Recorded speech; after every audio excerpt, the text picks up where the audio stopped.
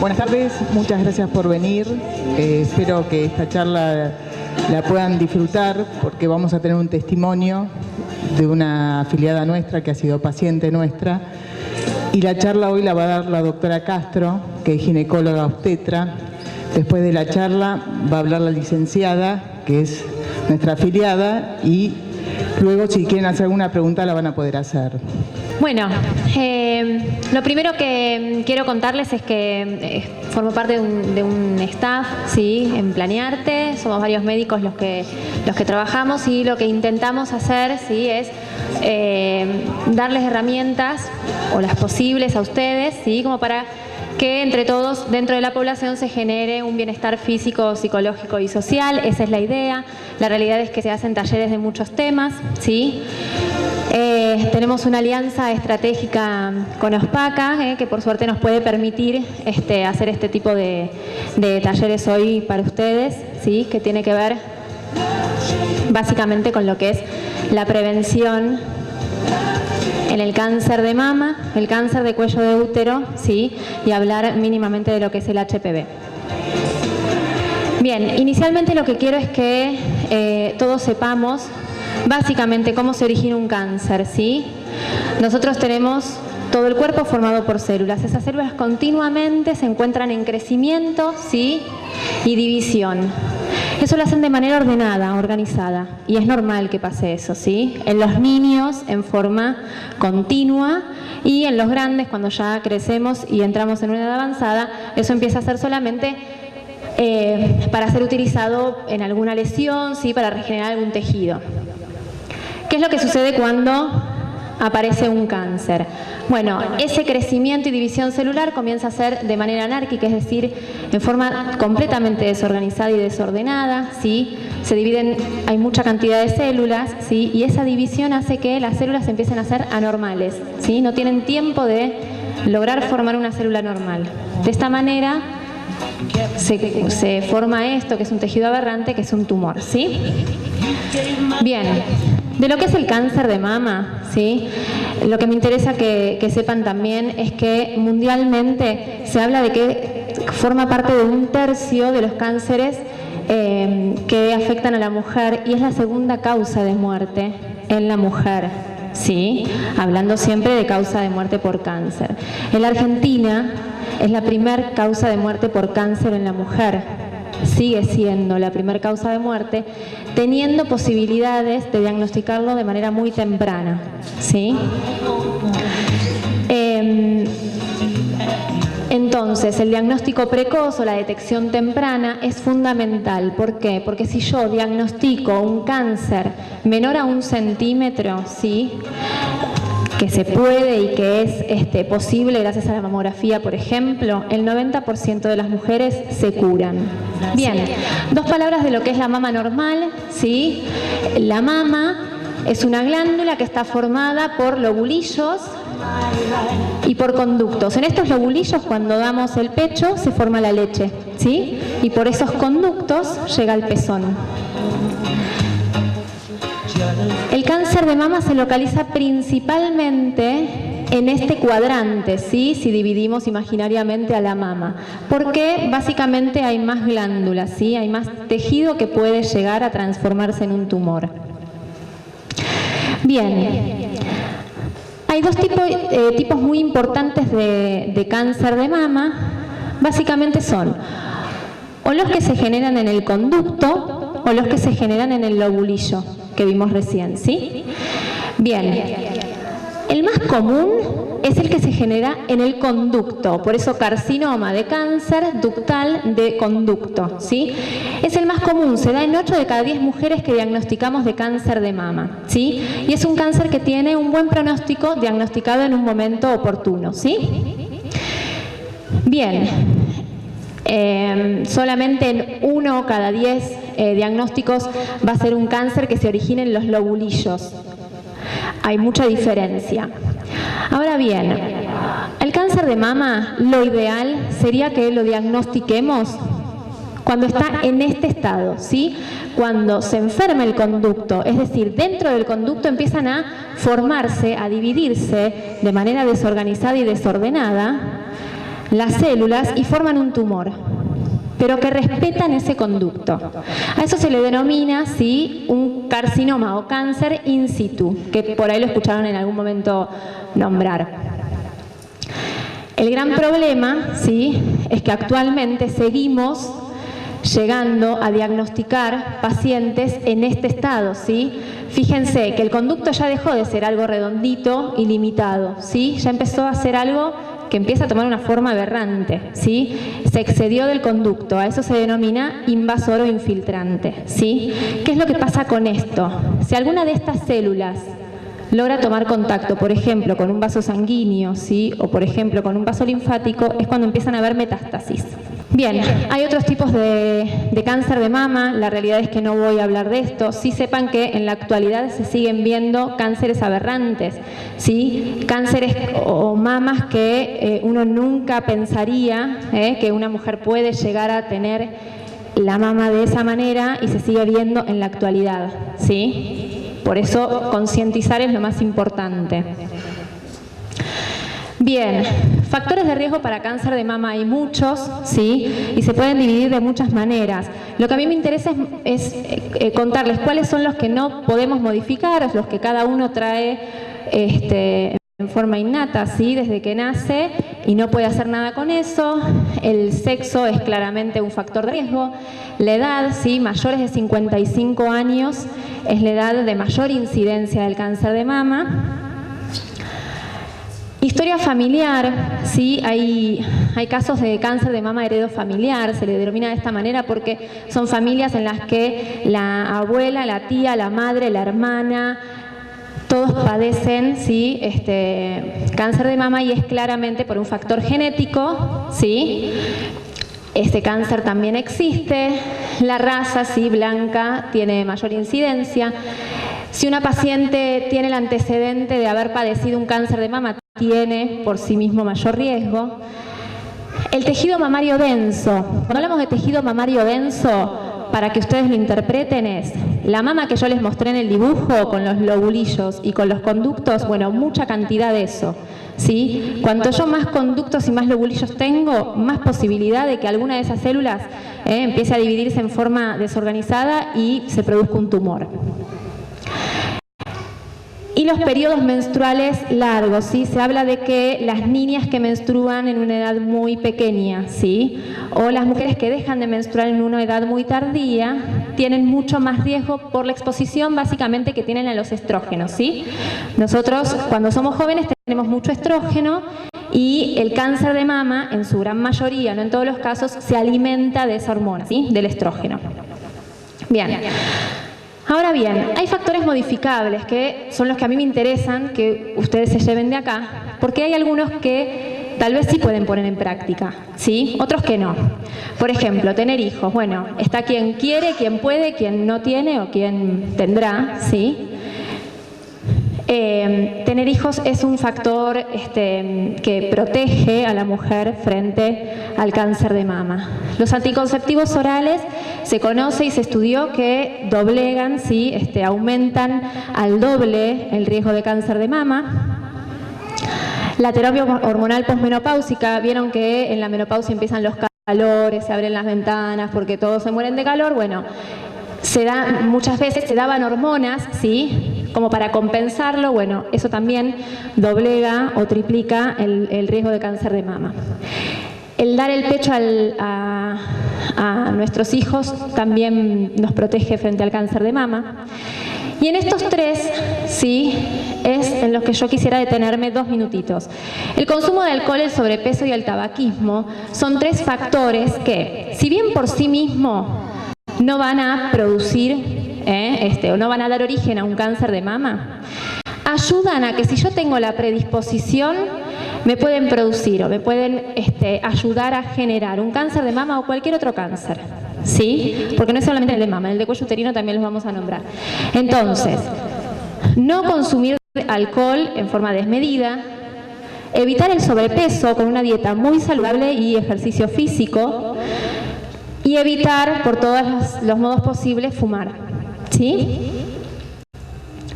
Bien, dentro del diagnóstico de cáncer de mama, ¿sí? Vamos a ver, a mí lo que me interesa que les quede a ustedes claro es la detección temprana, es decir, el diagnóstico precoz, antes de que el cáncer me genere un síntoma, yo lo diagnostico, ¿sí?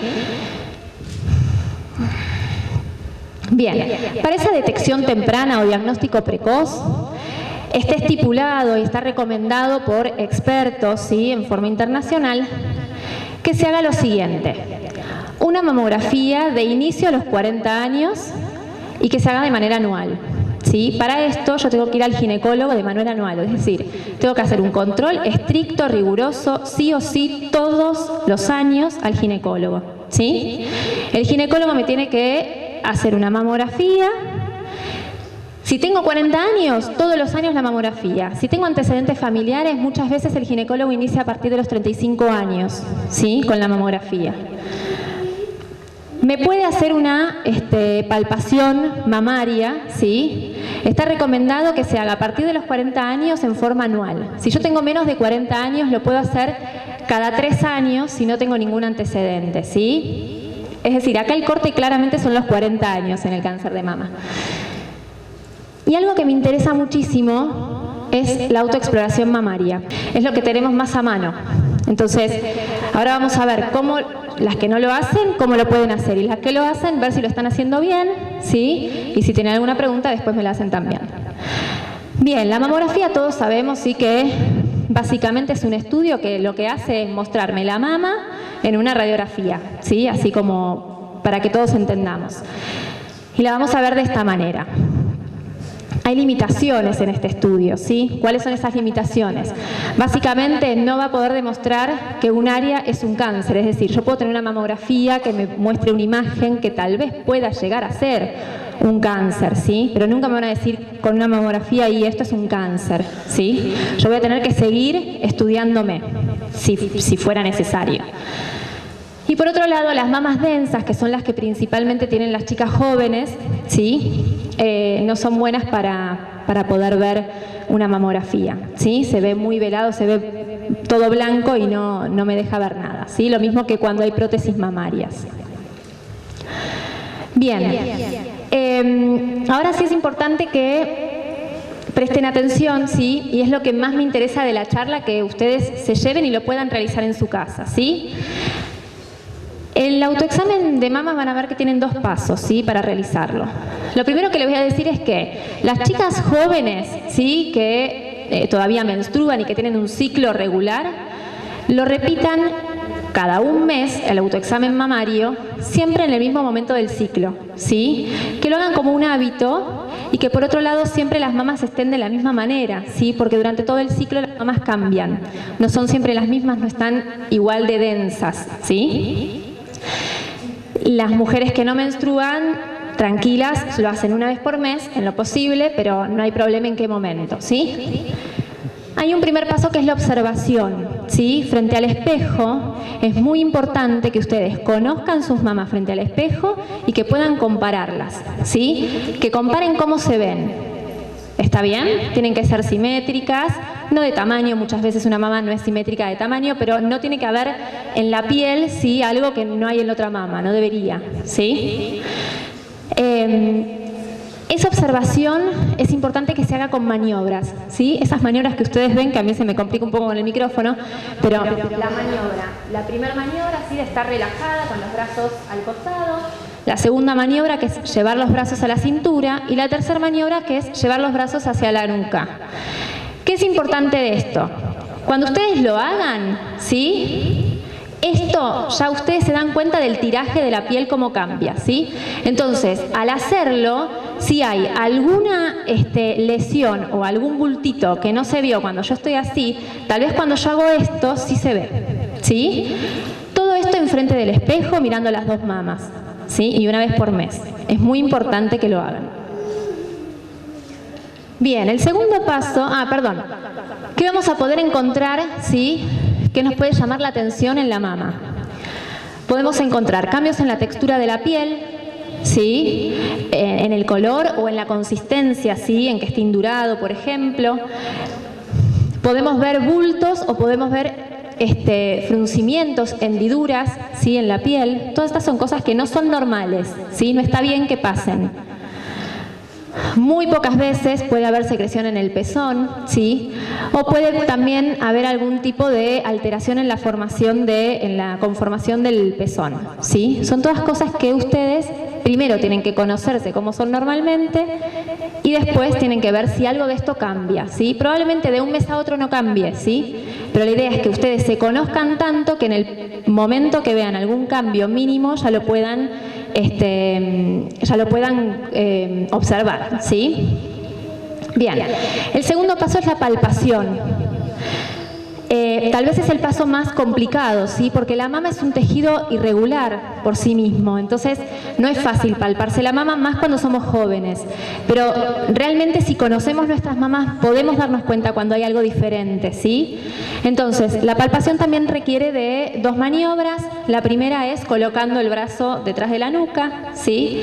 Y la palpación debería hacerse con la yema de los dedos desde las costillas, que ustedes se tocan si pueden arriba, hacia el pezón, en forma lineal, ¿sí? Van dando toda la vuelta de circunferencia mamaria y la idea es que no quede ningún espacio, ¿sí?, sin palpar. ¿Bien? Lo mismo lo hacen con el brazo al costadito del cuerpo. ¿Estamos? Bien, el tema del pezón lo pueden hacer o no, ¿sí? La realidad es que tiene que ser algo muy avanzado para que haya una secreción por el pezón, pero cualquier secreción en el pezón fuera de la lactancia es anormal, ¿sí? Lo repiten entonces en los dos brazos. Esto lo ideal, chicas, es que lo hagan una vez por mes, todos los meses, ¿sí? Lo ideal es que se conozcan. Y es lo más importante, creo, dentro de la prevención del cáncer de mama también. Bien. Existen obviamente otros estudios, ¿sí? Para las mujeres jóvenes, la ecografía. Muchas me van a decir, bueno, a mí me pidieron una ecografía, ¿por qué? Bueno, porque son mamas que tienen mucho tejido glandular y no vamos a ver nada si no. Y muchas veces, más de una de ustedes pudo haber estado sometida a una biopsia, ¿sí?, por alguna imagen que se vio en alguna mamografía. La realidad es que la biopsia es la que nos dice realmente si hay un tumor o no, ¿sí? Es el diagnóstico de un tumor, ¿sí? Bien, dentro del tratamiento hay muchas opciones, ¿sí? Todas son válidas. Lo importante y lo que me interesa que ustedes se lleven de acá es que sepan que si el cáncer de mama lo detectamos a tiempo, se cura, ¿sí? Y que muchas de estas cosas se tienen que hacer, pero por una cuestión de que está muy estudiado y realmente hay tratamientos que permiten la curación real del cáncer de mama, ¿sí? La realidad es que no voy a avanzar demasiado en esto porque según todo esto, según el tamaño del tumor, según las metástasis que haya, según un montón de cosas sí que se estudian, es el tratamiento que vamos a hacer. Entonces, no creo que sea la finalidad de la charla de hoy. Sí que sepan que todo esto que se estudió y que está recontra conocido es lo que hoy nos sirve para salvar a una mujer que tiene un cáncer de mama, ¿sí? Dentro de lo que es el cáncer de cuello uterino, sí, tal vez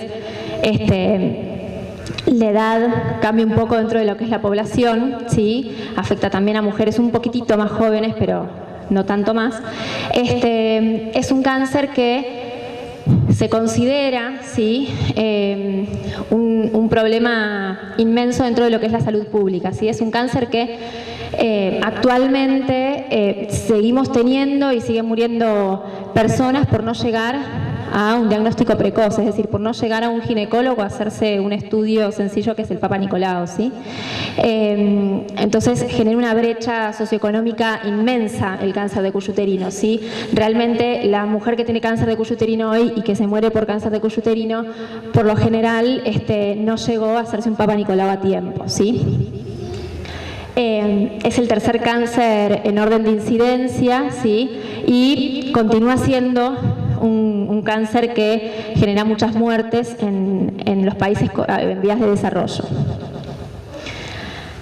Bien, lo principal sí es ubicarlas a ustedes anatómicamente en dónde está el cuello uterino. En la pelvis de la mujer lo que tenemos es el útero, que está conformado por un cuerpo, que es ese triangulito que ven ahí, y un conductito que lo lleva al cuello, ¿sí?, que es la parte más baja del útero. ¿sí? El cáncer de cuello uterino no es el cáncer uterino, ¿sí? El cáncer de cuello de útero es una cosa, el cáncer de útero es otra cosa, ¿sí? Eso es lo primero. Bien, el cuello uterino conecta al útero con la vagina, ¿sí? Si ustedes lo ven acá, es como si me hubiesen cortado a mí así. Este es el útero y este es el cuello del útero, acá está la vagina, ¿sí? ¿Qué es lo que tenemos por suerte los ginecólogos? Bueno, el acceso, ¿sí?, por la vagina a observar el cuello del útero. Lo que hacemos nosotros es colocar un espéculo en el canal vaginal, que normalmente está cerradito, es como un espacio virtual, ¿sí?, no existe un espacio. Colocamos un espéculo y podemos ver el cuello del útero de esta manera, ¿sí? O sea que nosotros, mediante el espéculo, vemos esto. Ustedes no, pero nosotros sí lo vemos, ¿sí? ¿Qué es lo bueno de esto, de ver esto? Y lo increíble todavía de que el cáncer de cuello uterino mate gente. Esto es un cuello uterino normal, ¿sí? La imagen es buena, es así, se ve así, normal. Hay dos tipos de células en el cuello uterino, las que están acá afuera y las que se van hacia adentro. Por hay un orificio y sube hacia el útero, ¿sí? 9 de cada 10 casos el cáncer se origina en el exocervix, es decir, en las células que están recubriendo la parte externa del cuello del útero. O sea, es la parte que el ginecólogo ve en forma directa, ¿sí? Y por otro lado, el cáncer de cuello de útero no es un cáncer que avanza a pasos agigantados, es decir, no es que un día estoy acá y a las 3 semanas o al mes estoy acá, ¿sí? No, lo común del cáncer de cuello de útero es que pase mucho tiempo, ¿sí?, para que yo de acá me venga acá, a un cáncer. Pues es un cáncer igual importante. Entonces, ¿qué es lo que puede ver un ginecólogo o lo que esperamos que vea? El cuello completamente normal o algún tipo de manchita. No sé si en algún momento ustedes habrán escuchado, ¿sí?, hablar de que tenés una manchita en el cuello del útero cuando les hacen una colposcopía. Entonces, estas manchitas lo que nos permiten es decir, bueno, acá puede haber algo, vamos a ver qué hay, ¿sí? Pero a esto no tenemos que llegar, no tenemos por qué llegar, ¿sí?, si hacemos controles ginecológicos, ¿estamos? Bien, ¿cuáles son los factores de riesgo para el cáncer de cuello de útero? Acá me voy a detener en uno, que es el más importante, ¿sí? El principal factor de riesgo para el cáncer de cuello uterino es el virus del papiloma humano, el HPV, ¿sí? La realidad es que cualquier cosa que esté relacionada a un posible contacto con este virus, que se transmite mediante el acto sexual, ¿sí?, tiene la vía de transmisión sexual, cualquier cosa que me posibilite tener contacto con este virus es un factor de riesgo para padecer un cáncer, ¿sí?, de cuello uterino. Y volvemos a esto, ¿sí?, el tabaquismo, bueno, las defensas muy bajas de un paciente son cofactores que pueden ayudar. Pero se estudió mucho y se sabe que si hay cáncer de cuello, hay un virus del papiloma dando vueltas por ahí, ¿sí? Bien, entonces, ¿qué es este virus?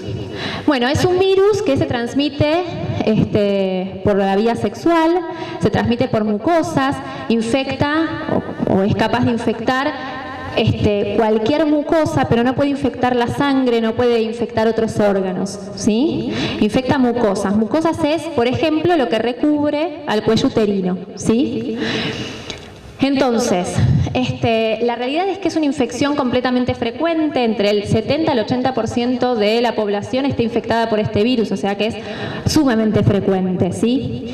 Y se conocen millones casi, porque cada vez hay más, no sé ya si son 100 los tipos solamente de HPV, hay muchos serotipos de este virus. Ya se están empezando a conocer cuáles son los que generan el cáncer, es decir, cuáles son los denominados de alto riesgo, ¿sí? Y cuáles son los que no generan cáncer y generan las verrugas o los condilomas o las cosas que muchas veces hasta pueden salir en piel, ¿sí? Pero pueden salir también en vagina, en el cuello del útero, en la vulva. A los diferentes serotipos se le coloca un número, ¿sí? Como distintivo. Entonces, se conoce que el 16 y el 18 son los más riesgosos, los que más alto riesgo generan para un cáncer, ¿sí? ¿Para qué cáncer? ¿El de cuello de útero solo? No. Para cualquiera de estos cánceres, ¿sí? Todo lo que tenga contacto con este tipo de virus, que puede ser vulva, vagina, en el caso de los hombres, cáncer de pene, cáncer en la cavidad bucofaringea, ¿sí? No es solamente el cáncer de cuello uterino, la realidad es que es el que mayor incidencia tiene de todos modos. Bien. Ahora bien, la pregunta es si se puede prevenir el cáncer de cuello uterino. Bueno, de acá tienen que salir sabiendo que sí, que es un cáncer que se puede prevenir y que hay que llegar a prevenirlo en forma total, ¿sí? Entonces, hay varias cosas, esta es una regla mnemotécnica internacional, ¿sí? En donde se detalla cómo podemos prevenirlo. Entonces dicen que con abstinencia sexual, con la práctica de la monogamia, con el uso de preservativo en todas las relaciones sexuales, con la detección temprana de lesiones, es decir, con la realización de un Papa Nicolau, con educación, ¿sí? Esto es controles regulares, evitar las conductas de riesgo y los controles regulares principalmente, y también existe lo que es la vacuna profiláctica, de la que después hablamos 2 segunditos. ¿Qué es lo que me interesa de esto?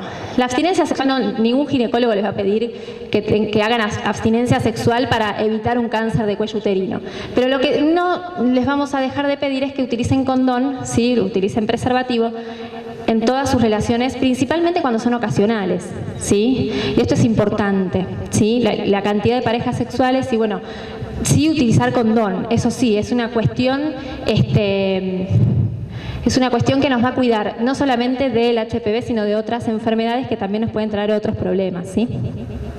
El Papa Nicolau, si ustedes, espero que se lo hayan hecho regularmente, es una prueba en la que el ginecólogo lo que hace es tomar una muestra, ¿sí? De las células de ese cuello uterino que vimos anteriormente, ¿sí? Con una espátula toma una muestra. ¿Por qué no duele? Puede molestar. Más el espéculo, pero ¿por qué no va a doler? Porque yo lo único que hago es barrer esas células con una espátula, ¿sí? Tomo esa muestra y la voy a llevar a un médico que es anatomopatólogo que va a mirar esas células, ¿sí? Tenemos la suerte de que en Argentina además se hace la colposcopía. ¿Qué es la colposcopía? Lo que hacemos es colocar una sustancia en ese cuello del útero, ¿sí? En esa imagen que vimos de cómo se veía. Son 2 sustancias que realzan, ¿sí? Si hay alguna manchita de esas que veíamos, ¿sí? Si hay alguna de esas manchas, se va a realzar y nosotros lo vamos a poder ver con el colposcopio, que básicamente es un aparato que maximiza, agranda la imagen, ¿sí? Por suerte en Argentina se hacen las 2 cosas juntas. Se hace el Papa Nicolau y se hace la colposcopía. Bien. Fíjense qué fácil es pensar hoy en que el cáncer de cuello uterino no debería haber, porque el Papa Nicolau es algo a la que toda mujer debería tener acceso, y ese es el problema, ¿sí? La inequidad social. Bien, entonces, chicas, cuando vayan al ginecólogo, ¿qué requisitos tengo que tener? Bueno, primeramente no estar menstruando, porque va a molestar a la colposcopía y a la toma de muestra. No haber tenido relaciones sexuales, de preferencia 2 a 3 días antes del examen, ¿sí? No hacerse lavados vaginales previamente y no aplicarse ningún medicamento como óvulos o algún tipo de antibióticos, ¿sí? Todo esto puede interferir en lo que ve el anatomopatólogo, ¿sí? La idea no es que el ginecólogo no quiera que tengan relaciones en ningún momento de su vida. Entre la abstinencia y que acá tampoco queremos que tengan relaciones, los vamos a dejar. Pero la idea es que una vaya al ginecólogo y justo estoy menstruando y justo tuve... Y no, porque ahí pierden el momento de hacerse el Papa Nicolau, ¿sí? Entonces, esto se lo anotan en una agendita y sépanlo, ¿sí? Bien. La realidad es que hay recomendaciones, ¿sí? Que son lo mismo, internacionales. Yo se las comento, les cuento, ¿sí? ¿Por qué? Porque actualmente en Argentina la mayor parte de los ginecólogos hacemos el PAP una vez por año, ¿sí? De manera anual. Existe una recomendación internacional, que es la última recomendación, que lo que dice es, bueno, en menores de 21 años, Papa Nicolau no es necesario, ¿sí? Porque no se no se diagnostica cáncer a esa edad. Entonces, no vamos a hacer Papa Nicolau. Entre los 21 y los 65 años, yo puedo dejar pasar 3 años si un Papa Nicolau me dio bien. No es necesario hacerlo todos los años, ¿sí? Y a partir de los 65 años puedo dejar de hacer Papa Nicolau si vengo con una historia ginecológica normal, ¿sí? Entonces, si su ginecólogo les propone hacerse el Papa Nicolau cada 2 años, cada 3 años, no está mal. ¿Por qué no está mal? Porque se estudió que el crecimiento del cáncer de cuello uterino, ¿sí?, nos permite que el estudio se haga durante ese tiempo. Ahora bien, la realidad es que en Argentina lo hacemos anualmente y tampoco está mal, ¿sí? No está mal que se hagan el Papa Nicolau de manera anual. Pero sepan que si les propone su ginecólogo alguna de estos lapsos de tiempo, tampoco está mal. La idea es, chicas, tenemos entre 1 y 3 años para hacernos un Papa Nicolau. Hagamos el Papa Nicolau. O sea, no puede pasar que se nos pase 2 años el Papa Nicolau, 3 años el Papa Nicolau. Cuantos más años se nos pasan, en ese momento sí puede avanzar un cáncer de cuello uterino, que no me da sintomatología, ¿sí? Pero puede estar avanzando y nosotros no saberlo. Bien. ¿Cuáles son los síntomas a los que no hay que llegar? Si llegamos a alguno de estos síntomas estamos fritos, ¿sí? Sangrado vaginal, secreción vaginal inusual y dolor durante las relaciones son los 3 síntomas principales de un cáncer de cuello uterino a los que no hay que llegar, ¿sí? La idea es no tener ninguno de estos síntomas para diagnosticar un cáncer, diagnosticarlo con un Papa Nicolau, ¿sí? Bien, creo que estamos terminando ya. Dentro del diagnóstico, como todo, ¿sí? El Papa Nicolau lo que me puede decir es, bueno, hay células que no me gustan, hay células que pueden llegar a ser tumorales. Entonces, a partir de ahí tenemos que seguir un estudio, ¿sí?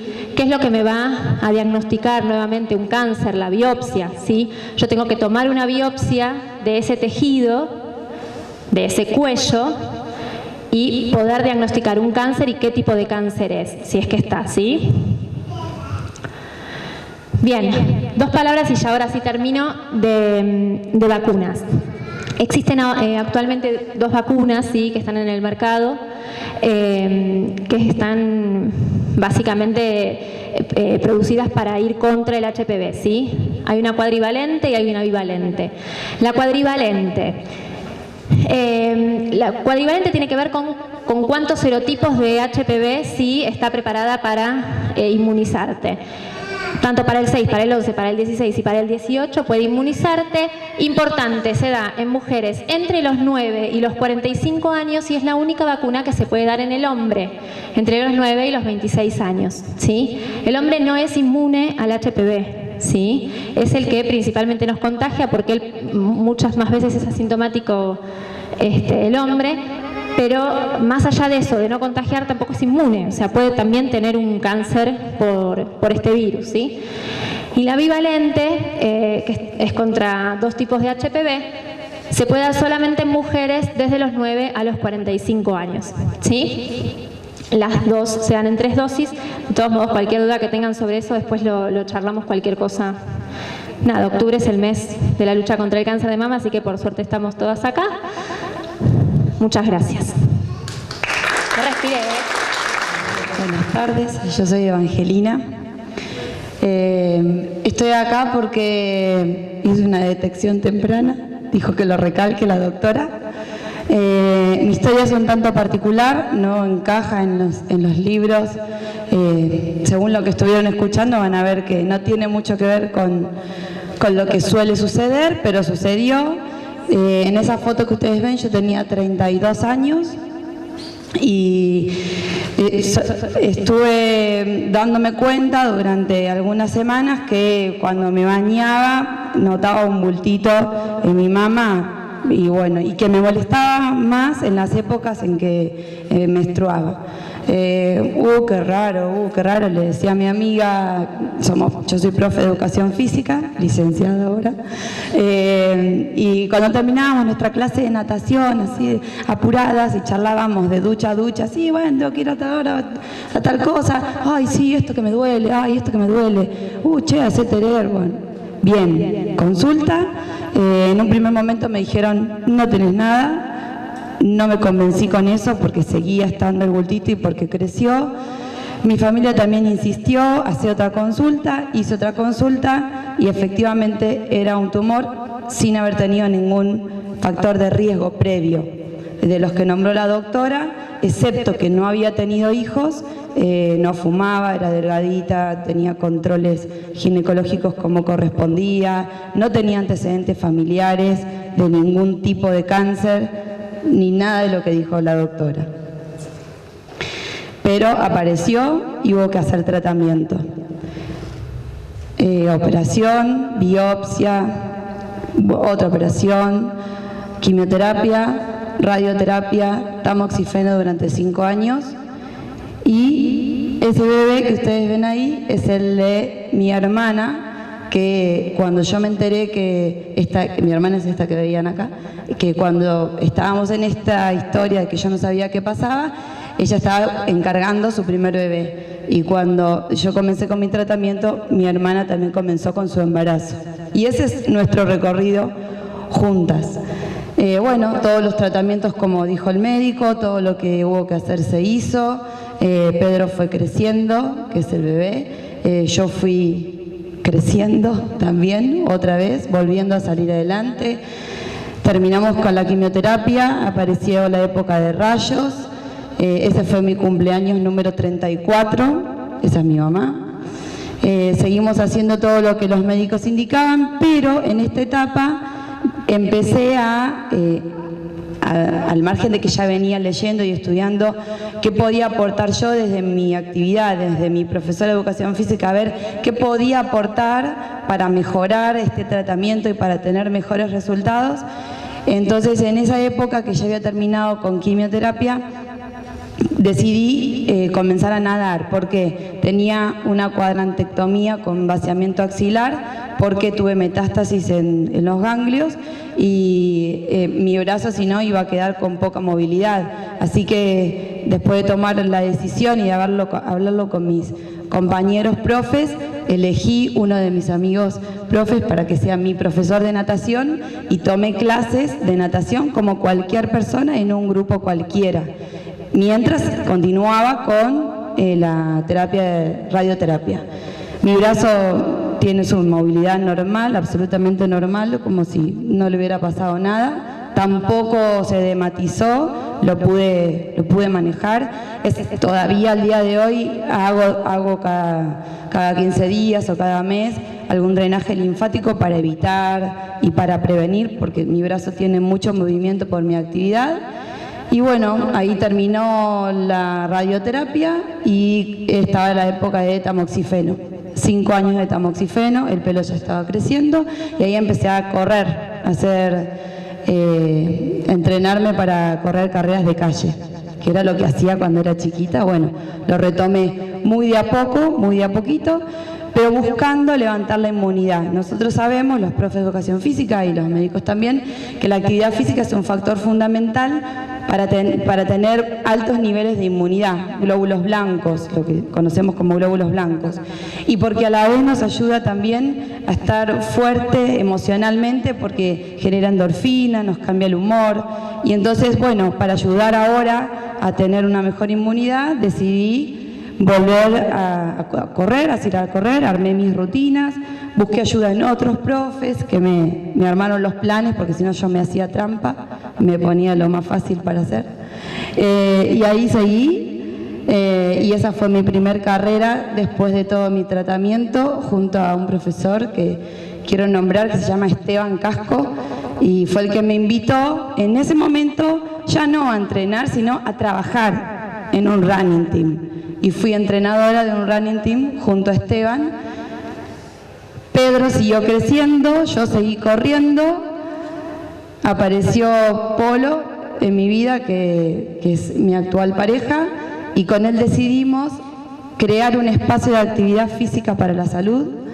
Siguieron mis controles, nació Pisada Neutra, que es nuestro espacio de actividad física que apunta a generar conciencia, a generar gusto por la actividad física y aprender que la actividad física nos puede ayudar, aunque los estudios nos hayan dado mal, como me pasó a mí, que no me lo esperaba y llegó, pero nos preparan, la actividad física nos prepara, la actividad física previene. De hecho, yo pude hacer un tratamiento y terminarlo y salir adelante también porque tenía un cuerpo también protegido desde estos hábitos saludables que siempre tuve. Siempre hice actividad física, siempre traté de comer sano, no fumaba y todo esto fue sumar a favor de la recuperación.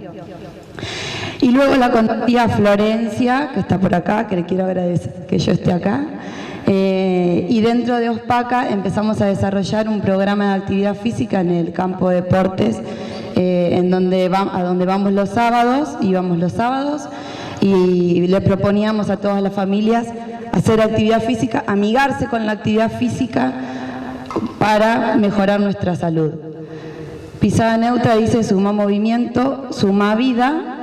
Y como todo puede ser, y así como vino un cáncer de mama sin esperarlo, hoy hay una posibilidad de seguir haciendo actividad física y enseñándoles a ustedes y transmitiéndoles a ustedes que la actividad física sirve, que no es una moda, que los puede proteger y que los puede ayudar.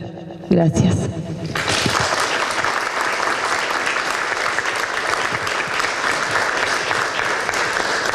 Bueno, como ven, no solo hemos dado la charla gracias a la doctora Castro, sino hemos traído un testimonio de una afiliada nuestra, una paciente que ha logrado vencer el cáncer, siendo muy joven. Así que si a eso le sumamos la prevención o al mínimo cambio del cuerpo y uno acude al médico, uno está salvada. Mi nombre es Silvina y quisiera saber qué sucede, por ejemplo, cuando se ha detectado el cáncer de mama y ya ha sido curado bien. ¿Puede o existe la posibilidad de que en un futuro se vuelva a repetir, por ejemplo, en la otra mama o no?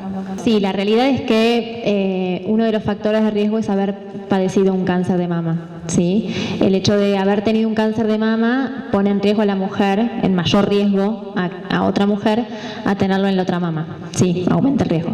Yo soy afiliada a OSPACA y quería saber si influye la vitamina E en el cáncer de mama.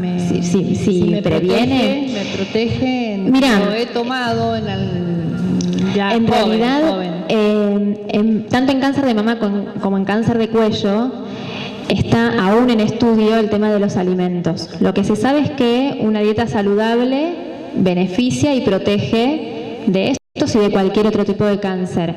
Lo que no está 100% afirmado es que la vitamina E mejoraría el pronóstico o evitaría el cáncer, ¿sí? No se sabe exactamente qué alimentos, por eso es que tampoco ahondé demasiado. Sí se sabe que tener una dieta saludable, verduras, carne limitada, sí, no tanta proteína, pero mucha verdura y mucha fruta, eso sí, se sabe que protege, que tiene millones de vitaminas de todos modos. Pero no se estudió exactamente una vitamina en particular. Y las personas que no tienen útero... Es buenísima la pregunta. Muchas personas pueden no tener útero por X motivo, ¿sí? Porque se lo hayan tenido que realizar una cirugía por determinado motivo. La realidad es que el Papá Nicolau es imprescindible dentro de la edad que sea necesario realizarlo, ¿sí? Porque el HPV no solo genera cáncer de cuello de útero, ¿sí? Genera cáncer de vulva, cáncer de vagina, entonces es necesario hacerlo, ¿sí? Lo que se hace es tomar una muestra de lo que nosotros decimos cúpula o fondo de saco, exactamente, ¿sí? Pero se toma la misma muestra, como si hubiese un cuello. Y por otro lado, hay muchas mujeres que cuando le hacen una histerectomía, que es sacar el útero, a veces lo hacen en forma subtotal, ¿sí? Cada vez eso es menos práctico. Por lo general lo que uno intenta es hacerla de manera total. Pero muchas veces se realiza una histerectomía subtotal, que significa que dejo el cuello del útero. Entonces, si alguna de ustedes ha tenido, por ejemplo, una histerectomía, bueno, saber si tengo cuello de útero, eso es lo principal, que muchas veces la paciente no lo sabe. Si no se lo explica el médico, ¿sí?, no sabe si tiene cuello de útero todavía o no. Pero de todos modos, teniéndolo o no, es necesario hacer el Papá Nicolau. Mi nombre es Vivian. Quería preguntarles con el respecto a las vacunas, porque tengo mi hija, tiene 12 años y medio, digamos, ya se puso la del HPV, pero veía que, me imagino que es la cuádruple la que les están poniendo, que está dentro del calendario de vacunas, o la otra, o si hay que ponerle las dos. No, es la cuádruple. Ajá. De todos modos, cualquiera de las dos es buena, no es que la cuádruple sí cubre un poquitito más, sí, pero cualquiera de las dos que se haya colocado es buena. Seguramente fue la cuádruple que se la colocó a los 11. A los 11, claro. Sí. Claro. Yo no amplié demasiado en esto, pero es una vacuna que está aún en estudio, ¿sí? Ajá. Está en una etapa del estudio científico que puede ya utilizarse en personas, ¿sí? Porque se ha estudiado que no es mala, que no hace mal y que protege, pero la realidad es que continúa en estudio. De hecho, se sabe que durante 8 años estamos inmunizadas con la vacuna, ¿sí? Correcto. Pero no sabemos hasta cuánto más, porque las primeras mujeres vacunadas fueron hace 8 años, entonces nada, están en pleno estudio. Correcto, gracias.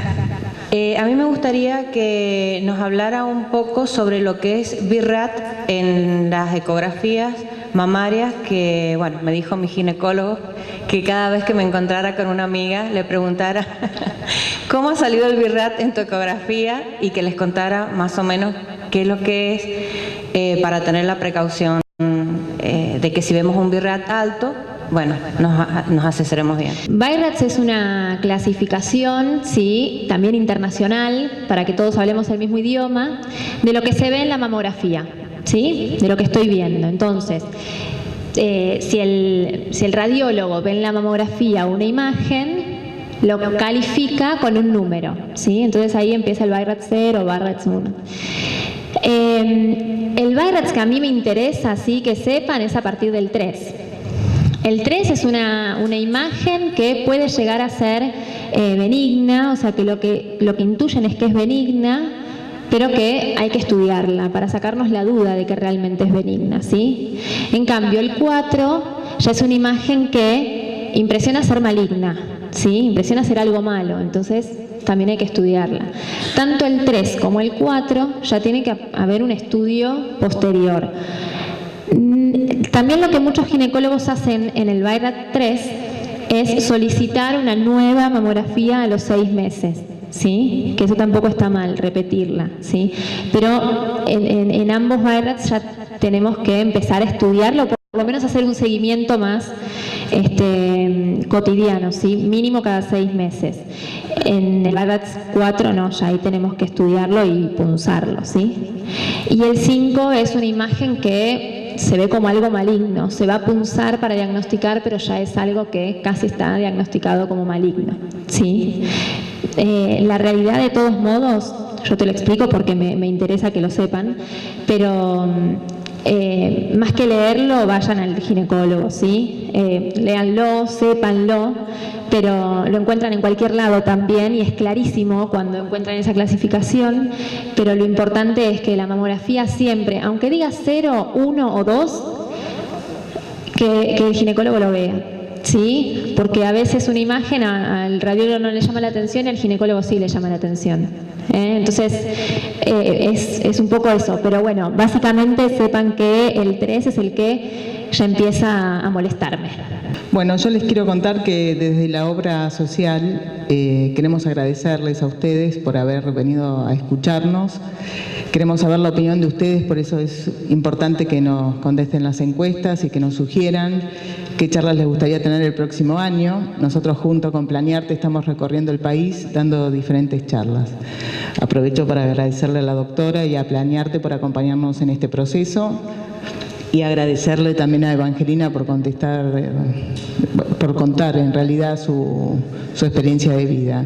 También hemos tenido la ayuda en la convocatoria de la Clínica Mayor, así que queremos agradecerles y bueno, ahora los invitamos a tomar un café y nos vemos el año que viene. Muchas gracias.